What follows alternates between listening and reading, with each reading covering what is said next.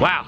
We always knew that, you know, cutting the size of the spoiler at these shorter racetracks, we always knew that would make the racing better. We knew it would make it easier to pass. I don't think any of us knew it would make the racing that exciting. That was one of the best Phoenix races I can remember watching. Let's talk about it.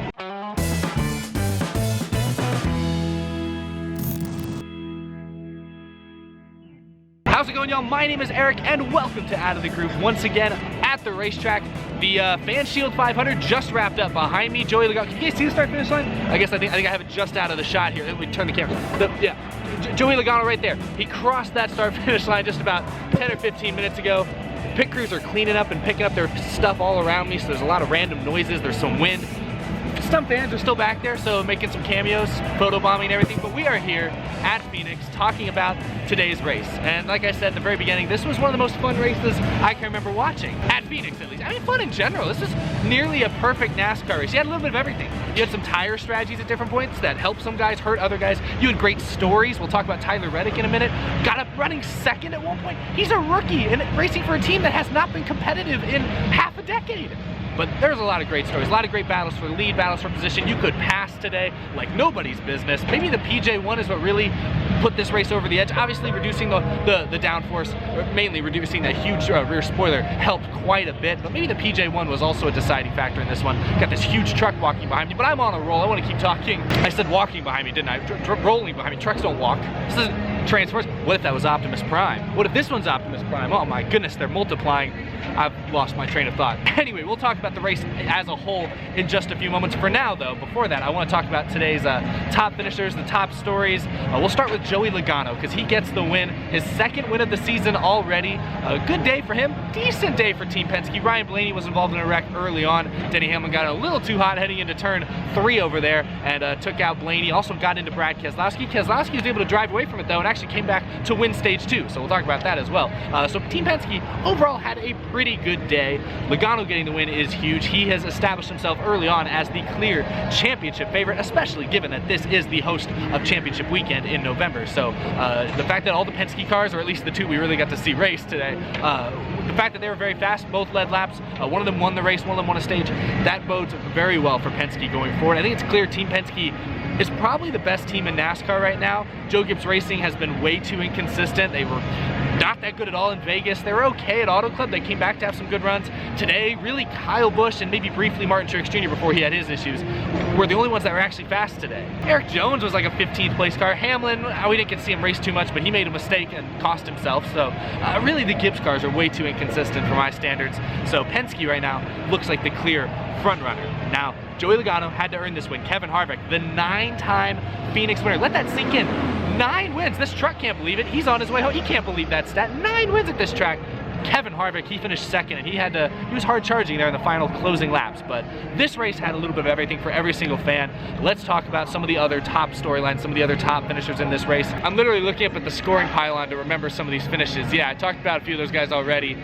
Chase Elliott, we'll start with him. He led a lot of laps early on, started on pole for this race, lost the lead at the end of stage 1 to Kevin Harvick, who won that stage.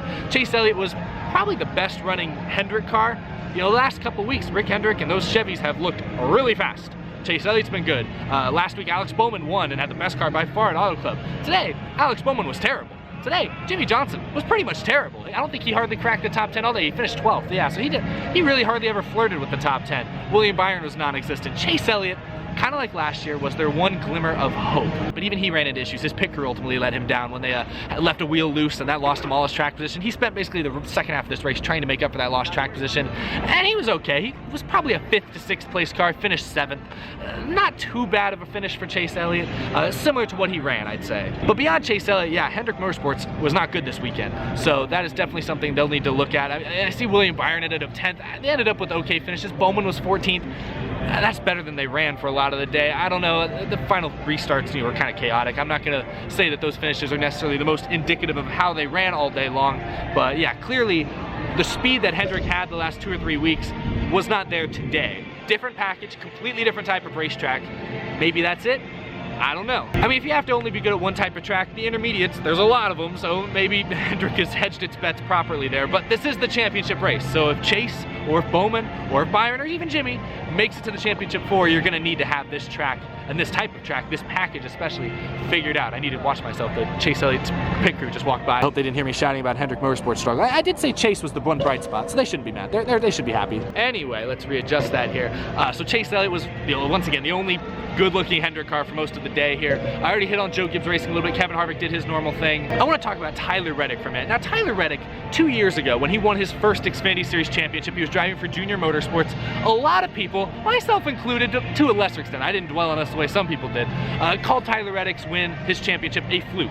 A lot of people said it showed what was wrong with the NASCAR point system. The fact that a guy who that year only won Daytona and only won at Miami, only won 2 races, the first and the last of the year, the fact that that guy could win the championship showed what's wrong with the NASCAR playoffs. Tyler Reddick's not any good. He didn't earn this championship. He was garbage most of the year. His only win before Homestead was a plate track. That's what people said. Most people wrote off Tyler Reddick's first championship as a fluke. I think a lot of people really believe Tyler Reddick wasn't that good. I mean, Junior Motorsports let him go at the end of that season. He went over to RCR the very next year. My, how the story has changed. Because then last year with RCR, he won a bunch of races and won another championship. And at that point, after the last Homestead race, just this past November, I think people finally realized, okay, maybe Tyler Reddick is good. Maybe we were kind of writing him off a little bit. But even coming into this year, as a Cup Series rookie, the fact that he's racing for RCR, and most people think, Christopher Bell, Cole Custer, they're with the superpower teams.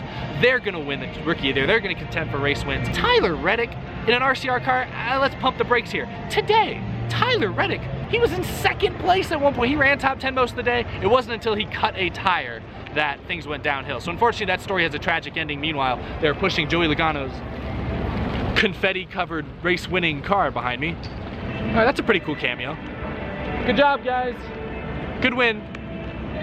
Anyway, whatever I was saying, Tyler Reddick today turned some heads. I know he cut a tire down, and I don't know, his teammate Austin Dillon also blew a tire. Maybe the similar issue with them. Maybe something with the way RCR set those cars up. Maybe something broke. I have no idea. But before that tragic ending, Tyler Reddick was turning some heads. He's already had some good runs last year when he raced just a couple starts. He had a top 10, I think it was at Kansas. They were driving the 31 car. So he clearly understands these Cup cars pretty well, and clearly he is a better driver than many of us thought 2 years ago when he was still in the Xfinity Series in that 9 car. So credit to Tyler Reddick. He was a great story to watch today. Again, sad ending, unfortunate ending, didn't get the finish that he probably deserved, but my goodness, what a story. He has emerged so far as the early Rookie of the Year favorite. Cole Custer got a top 10 today. Give Cole Custer a lot of credit as well. He ran a good, clean race today. This is the best I've seen Cole Custer run. And actually, I heard him talking just a minute ago before I came over here. I was over by the media guys listening to Cole Custer talk, and he was kind of explaining how the car today kind of felt similar to the Xfinity cars of last year. So that might have helped a lot in that case. But Cole Custer, great day. I still think that he and maybe Christopher Bell could be the front runners. They should be the front runners because I think they're in better equipment.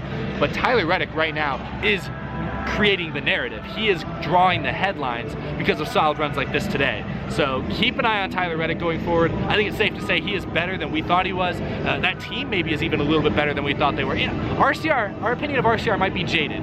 The last couple of years, the only guys they've had driving for him are Daniel Hemrick, who looks not good at all in the Xfinity Series this year, and Austin Dillon, who has had a lot of years and not done a whole lot. I mean, he did win the Daytona 500, but other than that, he hasn't done a whole lot. Maybe those cars are actually top 10, top 15 cars, and they've just been spoiling them for years here. I don't know, but Tyler Reddick looked great today. That was another huge takeaway I had. With that being said, let's go and talk about the race as a whole. Since I'm sitting here on this pit wall and I'm waiting for somebody to kick me off because I'm looking around, there's like nobody on pit road. Harvick's pit box is still over here. Someone's gonna have to come get that. This Penske pit box just off screen. I don't know whose that is. I think that's Logano's actually. Someone's gonna have to come get that. Anyway, before I get kicked off here, let's put this race on the groovy gauge. I said at the beginning, this is one of the best Phoenix races I can remember watching. This was just a really good overall NASCAR race, a perfect NASCAR race.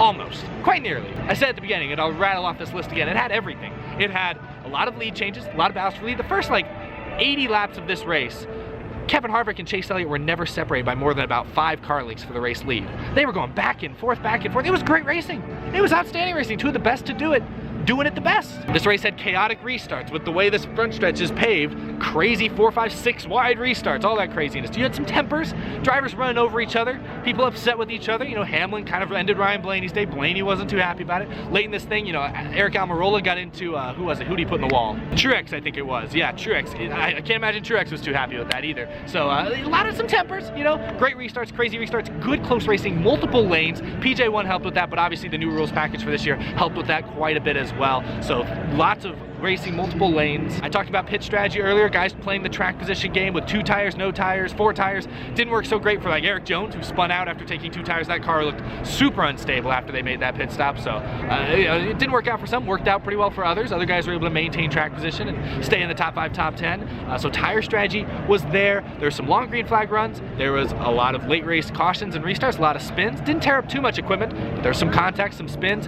Crazy racing, great racing. Overall, I got to give this race a 95% on the groovy gauge. That might sound very high, but I'm telling you guys, this race had everything. The only thing it didn't have was like a bump and run on the last lap and like a photo finish over here, like a side-by-side finish for the win. If that had happened, if say Harvick was able to catch and get to Logano's bumper on the white flag and nudge him out of the way and draw up even with him to come into the checkers, I might have given this 100%. This might have gotten a perfect score. Crowd was great. This place only seats around 40,000, but it looked like there was probably close to 40,000 people there, so that's always great. Infield was stacked. I'll have videos coming on that here the next few days, but overall, I call this a near perfect NASCAR race. It had a little bit of everything. I don't think anyone came out of this race unsatisfied, unless you're, you know, a fan of Chase or a fan of Truex or of Hamlin or Byron, or no, not Byron, Redick, I'm sorry. If you're a fan of one of those drivers, obviously you're probably a little bit disappointed, a little frustrated, but if you're just a general racing fan, this race had it all. This race was almost perfect. So 95% on the groovy gauge, that's my take. Let me know what you guys thought of this race. I watched most of it in person, so I maybe have a slightly different opinion. I want to know all of you who watched just the TV broadcast at home, or if you watched from up in the stands. I was down on pit road or in the media center most of the race, so I didn't see maybe something that you saw. So let me know what you thought of today's race, what your perspective on it was, and thanks for watching, guys. That's all I've got. This has really been amazing. I've been to all 3 of the West Coast races. I hinted at it a second ago, but yeah, in a couple days probably I'll have my vlog, so to speak, my race day experience from Phoenix posted. Got to talk to Custer, which was really cool. Rookie of the Year contender, had a great top 10 performance today, so that was really neat. So keep an eye out for that. Also, a few surprises. Blake Shelton and Pitbull doing a like pre-race music video filming. I was like 6th row. I didn't know that was gonna happen. I was just there for driver intros. All of a sudden, Pitbull and Blake Shelton are out there, and I'm in a music video now, or the whole crowd is. Everyone's getting into it. There's cameras pointing everywhere.